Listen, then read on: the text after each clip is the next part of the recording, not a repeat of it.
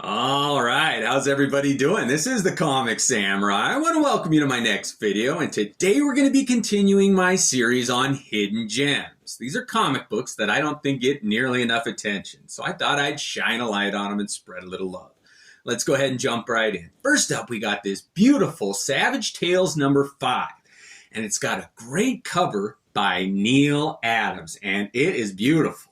And the interior has a story featuring Conan, and it's drawn by Jim Starlin. And it's weird to see Jim Starlin doing Conan, like his cosmic sensibility on a warrior superhero. It really is a good matchup.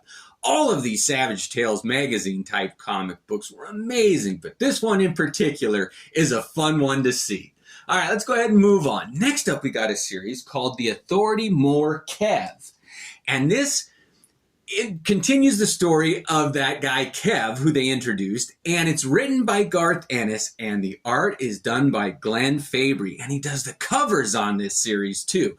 And when those two team up, it's always a good time. And this story is one that really is captivating, and especially this first issue. I always love a comic book that has a bit of a story behind it, or there's some intrigue, or there's something special about it. And in this one, there's a page that I think they slipped past the censors. If anybody has this comic and they've read through it and you know what I'm talking about, let me know, because I think they slipped one past the censors on here. It involves some nudity, and that's the only clue I'll give you. All right, but this whole series is great. It just happens to have that little nugget in it too.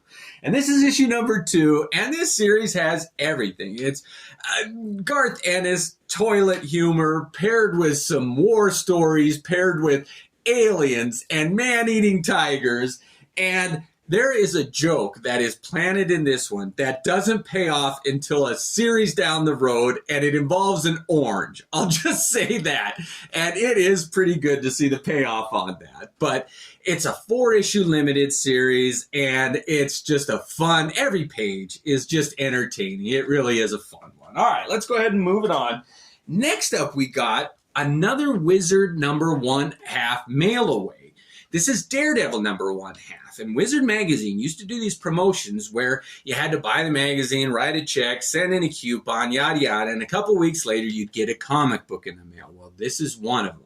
And this one was written by Kevin Smith, and it's kind of a prelude to his take on the Daredevil, on his run. And it kind of retells Daredevil's origin and introduces some of the villains that he's going to have to deal with. And there's multiple artists on it, and for a mail-away half issue, I think this is the best one they put out. Well, they did a Gen 13 one that was pretty good too, but I do like that Daredevil one. All right, next up, we're going to feature a new series on the hidden gems that I do, and we're going to be focusing on a villain. And this time, we're going to focus on Jackolantern. And this Machine Man, #19, is his first appearance. And I love that villain. I think that he is so underrated that when they finally do use him to his full potential, it's going to be great. But what makes this one so interesting is that it's got a cover by Frank Miller. And it's one of the few Marvel comic books that I've seen that has Batman and Superman on the cover of a Marvel magazine. Now, they're down in the bottom and they're kind of small there. I don't know if you can see them, but that is Batman and Superman on the cover of a Marvel magazine. Kind of fun. All right. Now, Jackalantern makes his second appearance in the Spectacular Spider-Man #56. And this has got another cover by Frank Miller, but what a different style. Now, this is the first time that Spider-Man meets Jackalantern, and he kind of becomes to be known as a Spider-Man villain. But his first appearance in this, oh, the art. Spider-Man's in a dark room, pure black. And you just see the eyes and the fire from that jack-o'-lantern on his head. And it really is a great introduction. And this is one of my all-time favorite covers, too. I usually don't like Frank Miller's stuff in this time period. But, man, something about that with the chalky web in the background, I really do dig that cover. All right, let's move it on. Now, this one is another early appearance, if not his third, by Jack-o'-lantern. But what the draw is on this one is art inside by Rick Leonardi. He really does a great job drawing both Spider-Man and Jackolantern. And it's also Spider-Man's black costume. Now, he didn't use that costume for very long, but people would argue that McFarlane's version of that costume was the best. But I think Leonardi came very close to obtaining that crown. He did a great job drawing Spider-Man in his black costume. All right, the last one that features Jack-o'-lantern is really a hidden gem. This is Amazing Spider-Man number 281. And not only does it feature a fight between Hobgoblin and Jack-o'-lantern, but it's also got a fight between Hydro-Man and Sandman. Those two have a beef. I had no idea, but apparently Sandman holds a grudge against Hydro-Man. And they have a fight in this one. And it really is a good fight. Battles galore. Just a great comic book. This is an underrated one. I really think that's a great, fun, entertaining, battle-filled comic book. I mean, what else can you ask for? All right. Next up is The Incredible Hulk number 209. And if you like battles, one of my favorite villains is the Absorbing Man. And he makes an appearance here and fights the Hulk. And they fight for a good 5 or 6 pages. And it's a good battle. The Absorbing Man's grabbing different things and taking on their properties. And at the end, he grabs the Hulk and he starts absorbing the Hulk's powers. Oh, it's a good fight. I always wondered if he was able to do that. And he is. But at the end of this, he gets turned into glass and broken into a million pieces. And they pick him up and bring him back together in this Avengers number 183. And this one, I think this is the best depiction of the Absorbing Man I've ever seen. The inside art is also done by John Byrne along with this beautiful cover, one of my favorite Absorbing Man covers. But on the inside, John Byrne's art is inked by Klaus Janson, and it is a darker take on the Avengers than I've ever seen before. I really dig this comic book. They all fight with the Absorbing Man, and it's great. And it leads into this next one, number 184. And it's great to have the pair of that 183 and this one, because you can compare John Byrne's art when it's inked by Klaus Janson and when they don't really name the inker on this one. It's like a name or something like that. And I don't think it was Klaus Janson. And you can tell there's a difference. It's a little more lighthearted. And they defeat the Absorbing Man in this one. And it's a good battle. All the Avengers make their appearances. And man, I love seeing the Vision go up against the Absorbing Man. It is fun. All right, next up is a great hidden gem. It's the Incredible Hulk Annual 11. And in this one, it's a little prophetic. A virus gets out that's making people sick, and there's paranoia, and it really hits with the political climate and the times and the news right now.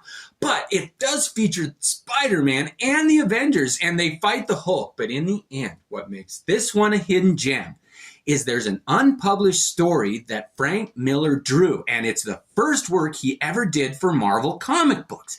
And it features a fight between Doc Samson, and Una the Untouchable or something. He's kind of a lower class villain, but it is so interesting to see the earliest Frank Miller pencils I've ever seen.